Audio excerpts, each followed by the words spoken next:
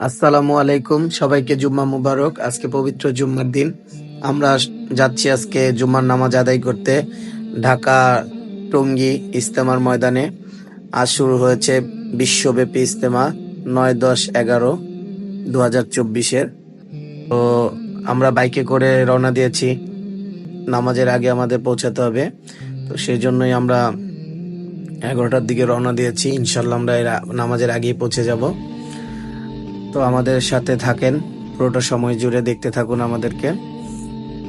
জানি একটু ধুলা, যদিও শীতকাল শুষ্ক মৌসুম, তো চারপাশটা ধুলায়, তাই বাইকে যাওয়াটা একটু রিস্ক। আপনারা চেষ্টা করবেন বাইকে না যেয়ে, হয়তো বাস পাওয়া যায় দিয়াবাড়ি থেকে, ডিরেক্ট কোনাবাড়ি থেকে ১ নাম্বার থেকে বাসে করে আসবেন, তাহলে আপনাদের জন্য আরো সেফটি জার্নি হবে।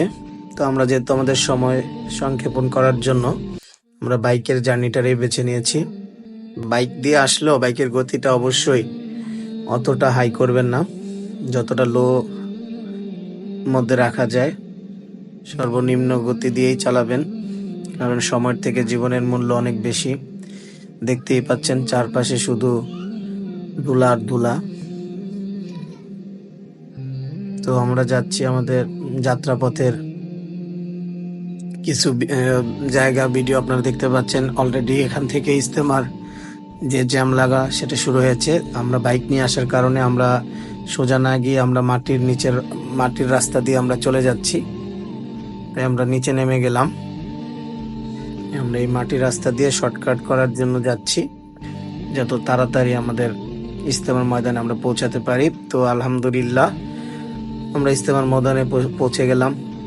তো ইজতেমার ময়দানে এসে সর্বপ্রথম শুকরিয়া আদায় করি মহান আল্লাহ তাআলার দরবারে, কারণ এরকম এক ফিতনা ফাসাদের জামানায় আল্লাহ তাআলা আমাদেরকে নানা ধরনের মন্দ কাজ, খারাপ কাজ থেকে বিরত করে এরকম এক বিশাল দিনী পরিবেশে নিয়ে আসে।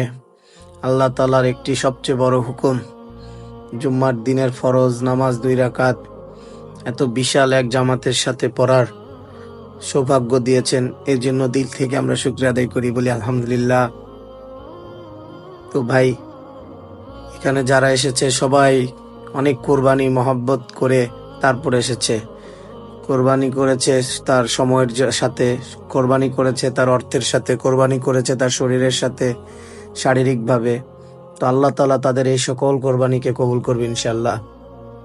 আর মহব্বত করেছে আল্লাহ ও আল্লাহ রসুলকে মহব্বত করেছে, দিনের সাথীদের প্রতি তাদের মহব্বত করেছে। আমাদের যে দিনের সাথীদের পরিশ্রম, সেই মহব্বতের কারণে ছুটে আসা। আপনারা দেখতেই পাচ্ছেন যে রাস্তায় অলরেডি নামাজের জন্য যে যেভাবে পারতেছে কাতারবদ্ধ হয়ে বসে পড়ছে।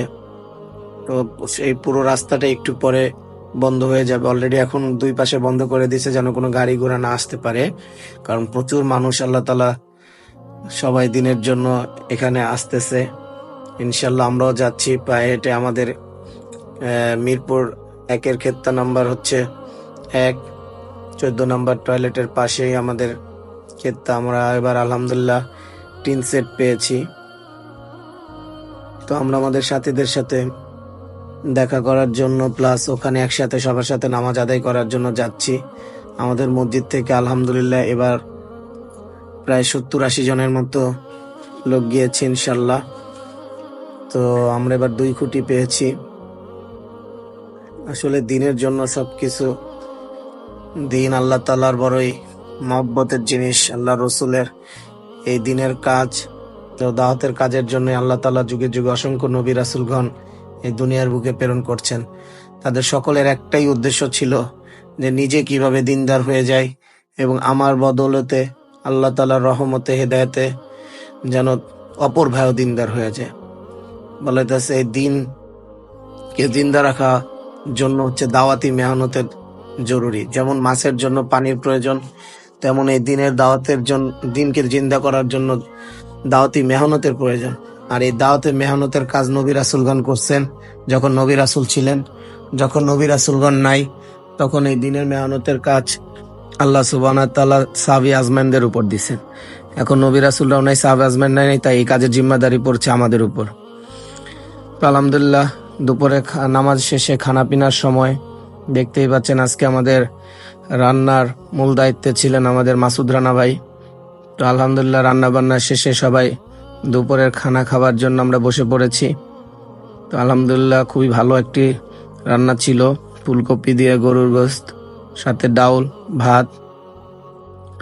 তো সবাই দেখতেই পাচ্ছেন চারপাশে একবারে কোনো জায়গায় কোনো পরিমাণ বিন্দু পরিমাণও খালি নেই, মানুষ অনেক, অসংখ্য মানুষ, অসংখ্য মানুষ। আর যারা জায়গা পাচ্ছে না তারা এদিক সেদিক ঘোরাফেরা করছে একটু ভালো জায়গার জন্য। সব ভাই দিনের জন্য কোরবানি করছেন, এই দিনের দাওয়াতি মেহনতে কাজের জন্য। আমাদের আখিরি নবী, শেষ নবী, যাকে সৃষ্টি না করলে দুনিয়া সৃষ্টি করতেন না, এই নবীও ওই দিনের মেহনতে কাজের জন্য অনেক কষ্ট মুজাহিদা করছেন। এই নবী যখন আমাদের তায়েফবাসীদের কাছে দিনের দাওয়াত নিয়ে পৌঁছে গেছিলেন, তো তায়েফবাসীরা তো নবীজির দাওয়াত কবুলি করেন নাই, বরঞ্চ তার উপর যুবকদের লেলায় দিছেন, তার গায়ে পাথর নিক্ষেপ করছেন। বলে সেই পাথরের আঘাতে নবীজির মাথা থেকে রক্ত জড়তে জড়তে জুতা মুবারকের সাথে রক্ত আঠার মতো লেগে গেছে। দিনের কাজে, মেহনতের কাজের জন্য আল্লাহ রসুল তো কষ্ট মুজাহিদা করছেন। তো ভাই এই কাজকে আমাদেরও করতে হবে, এই কাজকে আগে বাড়ানোর জন্য আমাদেরও দলে দলে সবাইকে শরিক হতে হবে ইজতেমার ময়দানে। তো ভাই দেরি না করে চলে আসুন 9, 10, 11 ইজতেমার মাঠে। দিনের চেরাগ যা চোখের ঘরের হতে থাকে